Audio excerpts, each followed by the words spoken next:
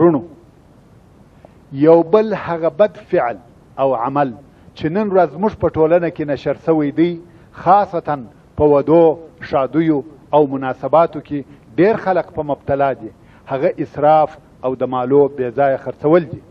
الله عز وجل په خپل عزیز کتاب قرآن مجید کې موږ د اسراف او تبذیر څخه منع کړي یو، او د سورت بنی اسرائیل په 26 او 28 نمبر آیاتو کې فرمایي ولا تبذر تبذیرا ان المبذرین كانوا اخوان الشیاطین وكان الشیطان لربه کفورا. یعنی اسراف مکو په اسراف کولو سره بېشکه چې اسراف کوونکي د شیطانانو ورونه دي، یعنی په شرارت او د مال فتلفولو کې د شیطانانو په مثل دي، او شیطان د خپل رب ډیر ناشکر دی. ورونو، اسراف وهغه په ذل خرڅی ته ویل کیږي چې پر ګناهو او عبثو کارو مالونه مصرفیږي، او یا خو په مباح او حلال کار کې بے فکره او بے مصلحته دونه زیات مصرف وسی چې بیا هغه لازمی حقوق نسی پر ځای کولای. او بل دا چې مال د الله عز وجل د طرفه لوی نعمت دی چې په هغه سره عبادتونه کېدلای سي او د اسلامي خدماتو په لار کې خرڅېدلای سي، نو دغه مال بې ځایه مصرفول داسې ناشکري ده چې انسان د شیطان سره مشابه کوي. لکه څرنګه چې شیطان د الله عز وجل د طرفه څخه ورکول سوي قوتونه په ګناهو او د خلقو په گمراه کولو کې مصرفوي، نو دغه اسراف کوونکی انسان هم د الله عز وجل د طرفه ورکول سوي نعمتونه په ګناهو او نافرمانیو کې مصرفوي، او هغه اصلي شرعي حقوق نه پر ځای کوي. تاسې پوهیږئ چې الله عز وجل خپل بندگان ځینې وختونه په فقر او غریبۍ سره امتحانوي، چې دا معلومه سي چې دوی صبر کوي که یا. لکه څرنګه چې الله عز وجل د سورة البقره په 155 او 56 نمبر آیاتو کې فرمایي ولنبلونکم بشیء من الخوف والجوع ونقص من الاموال والانفس والثمرات.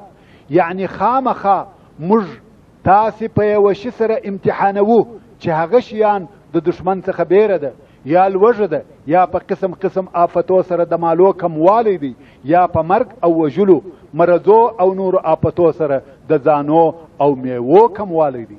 او بیا فرمایي وبشر الصابرین الذين اذا اصابتهم مصیبة قالوا انا لله وانا الیه راجعون. و صبر کوونکو ته په جنت سره زیری ورکه، او صبر کوونکي هغه کسان دي کم وخت چې دوی ته یو مصیبت ورورسیږي دوی وایي موږ د الله ملک یو، او بېشکه چې موږ دغه الله ته ورتلونکي یو. او ګای وخت الله عز وجل خپل بندگان په نعمتو د رزق په پراخي ډیرو اولادو سره امتحانوي چې دا معلومه سي چې دوی شکر ادا کوي که یا. لکه څرنګه چې الله عز وجل د سورة التغابن په 15 نمبر آیات کې فرمایي انما اموالکم و اولادکم فتنه والله عنده اجر عظیم. یعنی بېشکه چې مالونه ستاسي او اولادونه ستاسي یو امتحان دی، او الله د هغه سره ډیر لوی اجر او ثواب دی. یعنی الله تعالی تاسو ته مال او اولاد درکوي، د هغه په واسطه تاسو امتحانوي چې کم یو په دغه فانی شیانو مشغوله کیږي او کم یو د دغه شیانو څخه د آخرت دپاره ذخیره جوړوي. خو د آخرت ګټې د هغه چا دي چې د دوی اعمال او کارونه د شریعت سره برابر وي، چې د غریبانو او فقیرانو دپاره صبر دی، او د غنی او مالدارو خلقو دپاره شکر او پر سمه لار د مالو مصرفول دي. او اسراف هغه ته ویل کیږي چې د ضرورت او حاجت تر اندازه زیات مال مصرف سي. لکه څرنګه چې نن ورځ خلق په خوړو او چښلو کې په امتحان اخته سوي دي، خاصتا په ودو، شادیو، مهمانیو او نور مناسباتو کې مصارف تر اندازې زیات ډیر زیات وي. کم وخت چې میلمانه یا رابلل سوي خلق د خوړلو او چښلو څخه فارغ سي، نو پاته خواړه په انبارو او ګمامو یا لارو او کوڅو کې غورځول کیږي، چې دغه ته ناشکري ویل کیږي، او دغه کارونه د نعمت د زوالیدو سبب ګرځي. یوازې دا نه چې په ودو کې اسراف کوو، بلکې په کورو کې هم دا کارونه کیږي. یو وار خو تر اندازې زیات خواړه پاخه یا راوړه سي، او بیا پاته خواړه که څه هم ډیر وي په ډیره بې پروایي سره وپیچل سي او د انبار یا کچره په سطل کې واچول سي. چې ودې ته اسراف او تبذیر ویل کیږي. نو عاقل هغه څوک دی چې کارونه د ضرورت په ترازو تلل سوي وي او که بیا فرضاً د ده تر ضرورت یو شی زیات سو و هغه چاته ورکي چې ضرورت ورته لري. خو موږ د دغه خپلو اسرافي اعمالو په واسطه پر غریبو کورنیو د نکاح لار تړلې ده چې دغه کار د ټولنې د فساد سبب ګرځي. مسلمان ورونو خپلو ځانو او عملو ته متوجه سي. د فساد او جرائمو د نشرولو اسباب د خپلو اصطلاحاتو څخه وغورځوي او د الله عز وجل دغه لوی نعمت چې نکاح او واده دی د ګناهو او سرکشیو ځینه مه ګرځوي. او دا همیشه په یاد ولرئ چې ستاسې څخه ستاسې د تصرفاتو پوښتنه کیږي او حساب در سره کیږي. الله عز وجل د سورة الحجر په 92 او 93 نمبر آیاتو کې فرمایي فوربک لنسألنهم اجمعین عما كانوا يعملون، یعنی قسم دی پر رب ستا چې خامخا به د دوی ټولو څخه د هغو اعمالو پوښتنه وکم چې دوی کول. او رسول الله صلی الله علیه و آله وسلم فرمایي لن تزول قدما عبد يوم القيامة حتى يسأل عن 4: عن عمره فيما أفناه، وعن شبابه فيما أبلاه، وعن ماله من أين اكتسبه وفيما أنفقه، وعن علمه ماذا عمل به. رواه البزاز والطبراني. یعنی د قیامت په ورځ د یوه بنده پښې نه زایلیږي نه ریږدي یا نه ښویږي تر څو چې د څلورو شیانو پوښتنه ځینې وسي. دلته نو د پښو ریږدېدل شروع سي. څلور پوښتنې څه شي دي؟ پوښتنه ځینې کیږي چې عمر دې په څه شي کې مصرف کړي. پوښتنه ځینې کیږي چې ځواني دې په څه شي کې تېره کړه. پوښتنه ځینې کیږي چې مال دې د کومې لارې ګټئ او په څه شي کې دې مصرفاوه. پوښتنه ځینې کیږي چې دغه علم چې تا درلودی څه عمل دې په کړی و. ورونو او خوندو تر قیامت د مخه دغه پوښتنې تاسې اوس د خپله ځانه څخه وکئ. وګورئ چې څه جواب ورکولی سئ. عمر مو په څه شي کې تېرېږي؟ خوب، خوراک، غیبت، کبر، میلې، چړچې، سیالیو او که په عبادت. ځواني مو په ساز، موسیقي، غفلت، فلمو، لوبو او بې پروایي تېرېږي که د علم په طلب او عبادت. ما د مال په باره کې دوې پوښتنې دي. هم یې د ګټلو لار باید معلومه سي، حلال دی که حرام.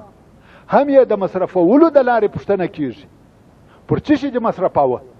او بل علم. ورونو پام کوئ چې دا ونه وایاست چې موږ عالمان نه یو. نن ورځ امین نسته. الحمدلله علماء کرامو دونه خپله وظیفه اجرا کړې ده چې هر څوک په ښه او بد پوهیږي. هر چاته حلال او حرام ور معلوم دي.